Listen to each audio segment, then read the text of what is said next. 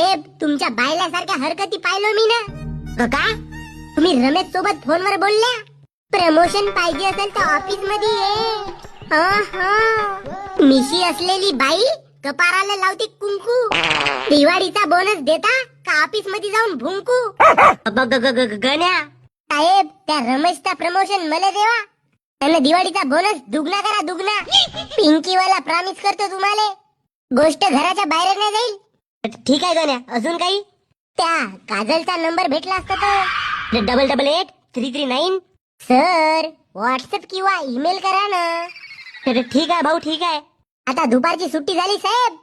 नाश्ता करावासाठी द्या ना 50 रुपये.